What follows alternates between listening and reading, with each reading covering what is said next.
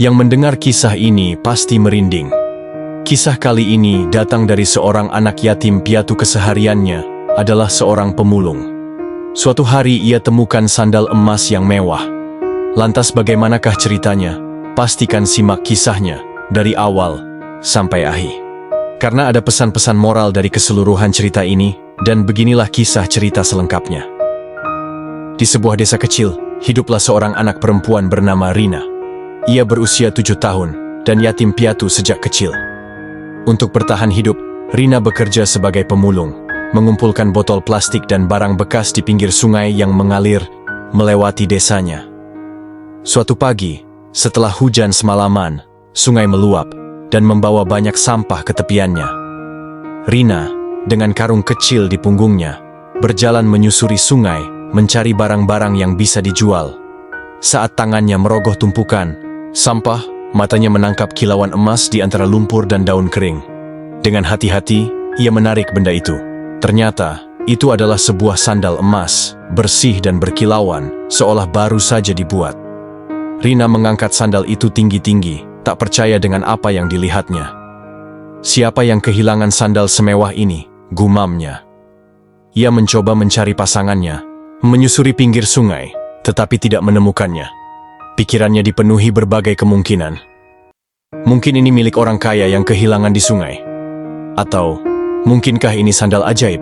Karena tak ingin masalah, Rina membawa sandal itu ke kepala desa. Setelah mendengar ceritanya, kepala desa mengumumkan penemuan sandal emas tersebut. Namun, tak ada satupun warga yang mengaku kehilangan. Beberapa hari berlalu dan sandal itu tetap tak bertuan. Seorang saudagar kaya yang kebetulan singgah di desa mendengar cerita tentang sandal emas itu. Ia pun menawarkan harga tinggi untuk membelinya. Rina ragu sejenak, lalu akhirnya menjual sandal itu. Dengan uang hasil penjualan, ia berhenti memulung dan mulai bersekolah. Hidupnya perlahan berubah, dan dari seorang pemulung kecil yang hidup di pinggir sungai, ia tumbuh menjadi gadis pintar yang bercita-cita menjadi guru. Setelah menjual sandal emas itu kepada saudagar kaya, hidup Rina mulai berubah. Ia kini bisa bersekolah, membeli baju baru, dan makan dengan cukup. Namun, pada suatu malam, sesuatu yang aneh terjadi. Ketika ia hendak tidur, terdengar suara seperti sesuatu jatuh di lantai rumahnya yang sederhana. Dengan hati-hati, Rina menyalakan lampu dan melihat ke arah sumber suara. Matanya membelalak, sandal emas itu ada di sana. Tidak mungkin, aku sudah menjualnya, bisiknya ketakutan. Esok paginya, Rina berlari ke rumah kepala desa dan menceritakan kejadian itu. Kepala desa mengira Rina hanya bermimpi, tapi saat ia menunjukkan sandal emas itu, kepala desa pun terkejut. Kita harus mengembalikannya ke saudagar itu, kata kepala desa. Mereka pun pergi ke rumah saudagar kaya tersebut. Saat bertemu, saudagar itu tampak pucat. Bagaimana bisa sandal itu kembali padamu? Tanyanya heran. Aku tidak tahu, Pak. Aku menemukannya di rumahku tadi malam, jawab Rina. Saudagar itu menarik napas dalam, lalu berkata, setelah aku membelinya darimu, setiap malam aku mendengar suara langkah kaki di rumahku, tetapi tidak ada siapapun. Lalu, sandal ini menghilang dari tempat penyimpananku. Aku mengira ada pencuri, tapi ternyata sandal ini kembali kepadamu. Mereka saling berpandangan, bingung dan takut. Kepala desa akhirnya menyarankan sesuatu. Kita harus mengembalikan sandal ini ke tempat asalnya, katanya. Mereka bertiga berjalan ke pinggir sungai, tempat Rina pertama kali menemukan sandal itu.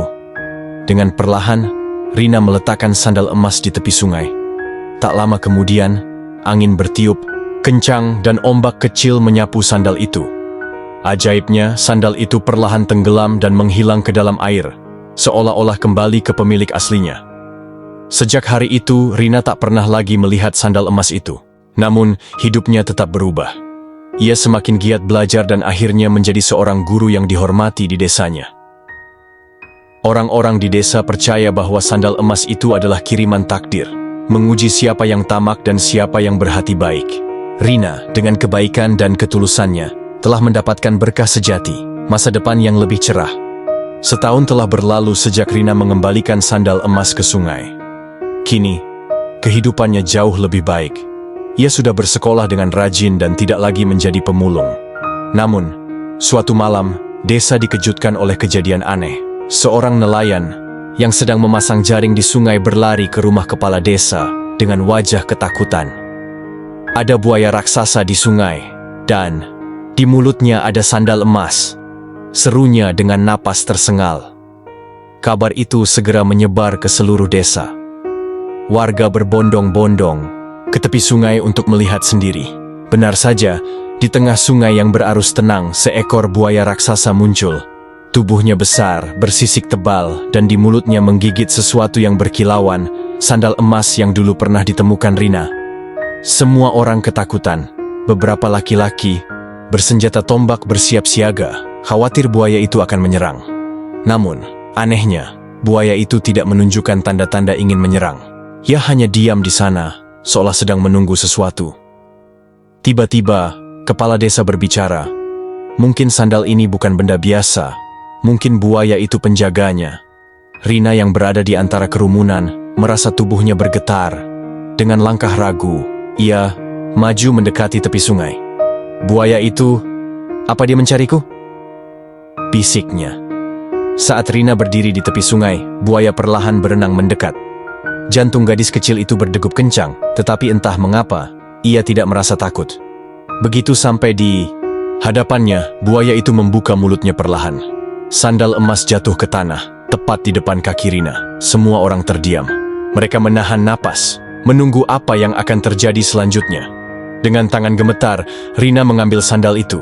Saat jari-jarinya menyentuh permukaannya, tiba-tiba buaya itu menundukkan kepalanya, lalu berbalik dan berenang menjauh, menghilang. Ke dalam kedalaman sungai, Rina menggenggam sandal itu erat. Sekarang ia sadar, sandal ini bukan sekadar benda biasa. Mungkin itu adalah pemberian dari kekuatan yang lebih besar, atau mungkin itu adalah ujian lain baginya. Apa yang harus aku lakukan dengan sandal ini? Tanya Rina pada kepala desa. Kepala desa berpikir sejenak lalu berkata, kita tidak tahu asal-usul sandal ini, tetapi yang jelas, sandal ini telah memilihmu. Simpanlah, tetapi gunakan dengan bijak. Rina pun membawa sandal itu pulang. Namun, sejak hari itu, ia sering bermimpi tentang sungai, tentang buaya raksasa yang menjaganya, dan tentang sebuah rahasia yang belum sepenuhnya terungkap. Sejak buaya raksasa menyerahkan sandal emas kepadanya, hidup Rina dipenuhi keanehan. Ia sering bermimpi tentang sungai, seolah ada sesuatu yang memanggilnya. Setiap malam, suara gemericik air terdengar lebih jelas di telinganya, meskipun ia berada jauh dari sungai. Suatu malam, Rina terbangun dengan jantung berdegup kencang. Di dalam mimpinya, ia melihat bayangan seorang wanita berpakaian emas, berdiri di atas air, tersenyum kepadanya. Rina, kembalilah ke sungai. Rahasiamu menunggu. Tanpa berpikir panjang, ia mengambil sandal emas dan berlari menuju sungai. Malam itu, bulan bersinar terang, membuat air sungai tampak berkilauan. Sesampainya di sana, ia berdiri di tepi air, memandangi permukaan sungai yang tenang. Tiba-tiba, arus sungai mulai berputar, menciptakan pusaran air di tengahnya. Dari dalam pusaran itu, muncul buaya raksasa yang pernah ia temui. Namun kali ini, di atas punggung buaya itu, berdiri sosok wanita berpakaian emas seperti yang ada di dalam mimpinya. Rina, suara lembut wanita itu menggema. Siapa? Siapa? Anda? Tanya Rina, suaranya bergetar. Wanita itu tersenyum. Aku adalah Ratu Sungai, penjaga perairan ini. Sandal emas yang kau temukan bukanlah benda biasa. Itu adalah warisan dari garis keturunanmu. Rina mengernyit, bingung. Garis keturunanku? Ratu? Sungai mengangguk. Kau bukan anak biasa, Rina. Kau adalah keturunan terakhir dari keluarga yang dulu menjaga sungai ini. Sandal emas itu milik ibumu, seorang wanita yang pernah menjadi pelindung desa ini sebelum ia menghilang. Rina terkejut. Ia tak pernah mengetahui siapa orang tuanya, karena sejak kecil ia sudah yatim piatu. Ibumu menghilang dalam peristiwa banjir besar bertahun-tahun lalu, lanjut Ratu Sungai. Ia mempercayakan sandal ini kepada sungai, menunggu saat yang tepat untuk dikembalikan kepadamu. Sekarang, sudah waktunya kau menerima takdirmu. Tiba-tiba, sandal emas di tangan Rina bersinar terang. Tubuhnya terasa hangat, dan dalam sekejap, ia merasakan sesuatu yang berbeda, seolah ada kekuatan mengalir di dalam dirinya. Apa yang harus aku lakukan? tanya Rina. Kau adalah penerus ibumu. Kau memiliki kemampuan untuk menjaga keseimbangan sungai dan desa ini. Gunakan sandal emas itu dengan bijak dan dengarkan suara alam. Saat desa ini dalam bahaya, sungai akan memanggilmu. Setelah mengatakan itu, Ratu Sungai perlahan menghilang bersama buaya raksasa, kembali ke dalam pusaran air. Sungai pun kembali tenang, seolah tak pernah terjadi apa-apa. Rina berdiri di sana memandang sandal emas di tangannya. Kini, ia bukan lagi sekadar gadis pemulung. Ia adalah pewaris pelindung sungai, penjaga desa, dan pemilik sandal emas yang menyimpan rahasia besar. Dari kejauhan angin berbisik di telinganya, ini baru permulaan.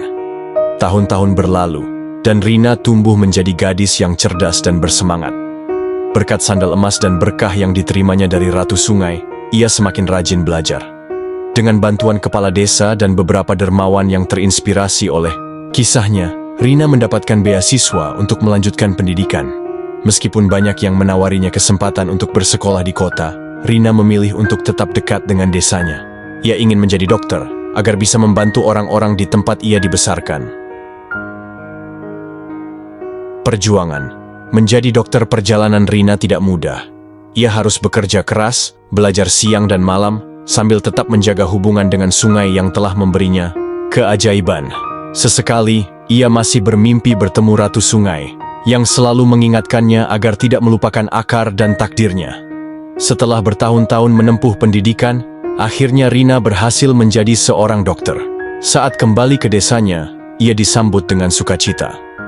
Warga desa bangga melihat gadis kecil yang dulu pemulung kini mengenakan jas putih dengan stetoskop di lehernya. Mengobati dan melindungi sebagai dokter, Rina tidak hanya merawat kesehatan warga, tetapi juga menjaga keseimbangan alam seperti yang diajarkan oleh Ratu Sungai. Ketika sungai mulai tercemar akibat aktivitas manusia, ia mengajak masyarakat untuk menjaga kebersihannya. Sungai ini adalah sumber kehidupan kita. Jika kita menjaganya, maka ia akan melindungi kita, katanya dalam setiap pertemuan desa. Masyarakat pun mulai sadar. Mereka berhenti membuang sampah sembarangan dan bahkan mendirikan kelompok untuk menjaga kebersihan sungai.